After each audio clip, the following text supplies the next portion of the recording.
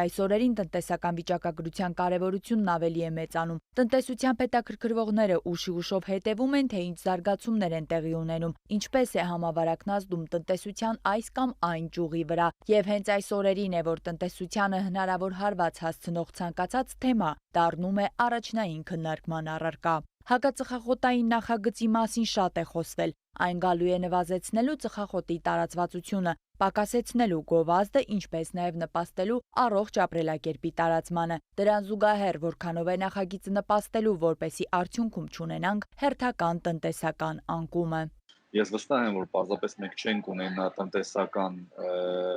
առողջապահական մեծ էֆեկտներ, որովհետև առողջապահության նախարարությունը գնահատում էր 300 միլիարդ դրամի չափ էֆեկտ պիտի ունենա, ինչ շատ հետաքրքիր է, երբ է այդ տնտեսական էֆեկտը 300 միլիարդ դրամի չափ խնայողությունը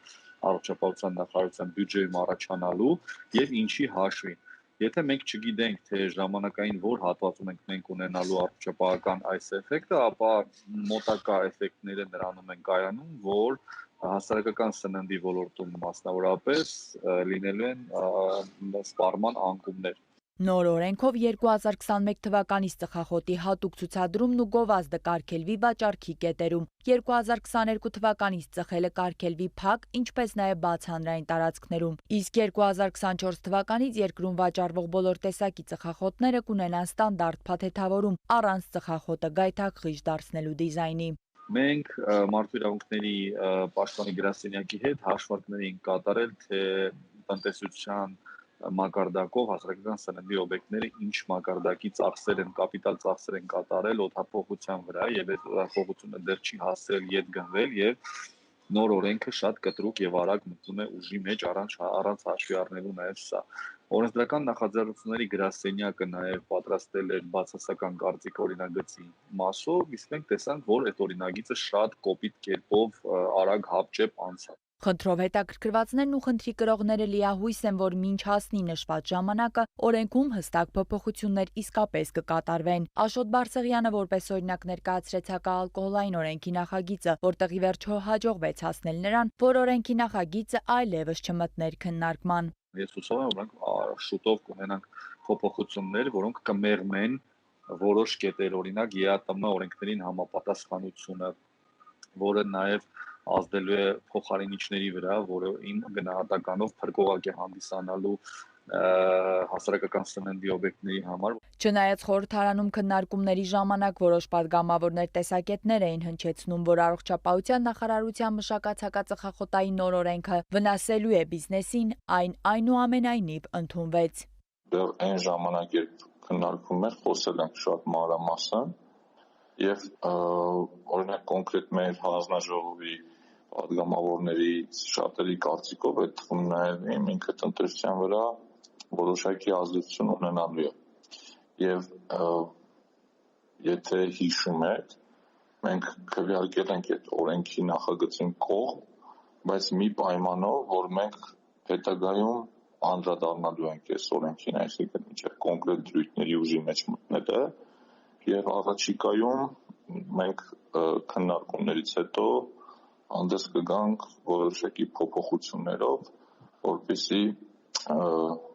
շտկենք այդ օրենքի որոշ դրույթներ, որոնք մեր կարծիքով շատ կոշտ են։ Տնտեսական հարցերի մշտական հանձնաժողովի նախագահ Բաբկեն Թունյանը նաև հավելեց, որ այս ժամանակահատվածում փորձ է արվել հնարավորինս շատ տեղեկատվություն ստանալ օրենքի հնարավոր բացասական ազդեցությունների վերաբերյալ։ Ահագին ինֆորմացիա արդեն հավաքվել է, դիրքորոշումները արդեն ճշգրտելու համար բավականին հիմքեր կան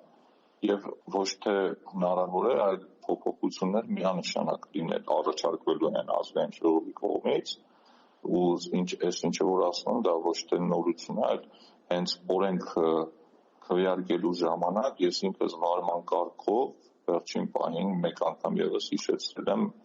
որ հիմա մենք ընդունում ենք նախագիծը, բայց մինչև որոշակի դրույթների ուժի մեջ մտնելը մենք հանդես ենք գալու դրանց փոփոխման առաջարկությամբ։ Այս ամենին զուգահեռ առողջապահության նախարարությունն արձանագրում է, որ երբ նոր ընդունված օրենքն իր բոլոր դրույթներով ուժի մեջ մտնի, ելնելով մյուս երկրների փորձից կարող ենք ասել, որ Հայաստանում կունենանք տարեկան մոտ 1-ից 2% ծխողների թվի նվազում։ Ոչ մի երկրի օրինակ չկա, որը 1-2 տարում կարողացել է նման առաջընթաց ապահովել եւ վարչապետը իր խոսքում ողջ առողջապահության նախարարությանը ակնարկեց դա ասելով որ չկա այն կախարդական փայտիկը որը ինչ որ երկիր մասնավորապես Հայաստանը կտեղափոխի 20 տարի ապագա որովհետեւ մենք ունենանք մինիմալ քանակով ծխող հասարակություն իհարկե ծխելը վնասակար է առողջապահության համար դա մեծագույն խնդիր է բոլոր ընտանիքներում է դա մեծագույն խնդիր բայց հարցի լուծման արժեքն է կարևոր եւ արդյոք այն գինը, որը մենք պատրաստում ենք մեր այս տնտեսական ճգնաժամի պայմաններում, այս 2020 թվականը տեսակ ինչպիսի մեծ COVID-19 մեծ վնաս հասցրեց տնտեսությանը եւ այս պայմաններում եւս մի քանի կետով փորձել թույլատրել տնտեսական գումարային հոսքերը, արդյոք սա նպատակահարմար է տնտեսության համար Բարսեղյանը նշում է, որ եթե նժարի վրա դնենք անորոշ ապագայի անորոշ առողջապահական լուծումները հարց կառաջանա, արդյոք այն կարժենա այսօրվա նվազ տնտեսական մուտքերին ու հոսքերին, այն պարագայում, երբ սիգարետային ընկերություններից 5-ն այսօր մեր ամենամեծ հարկ վճարողների տասնյակի մեջ են եւ վերջիններս խիստ կարևոր դեր են կատարում Հայաստանի տնտեսության զարգացման գործում։ Մարիամ Փոքրիկյան, Arnews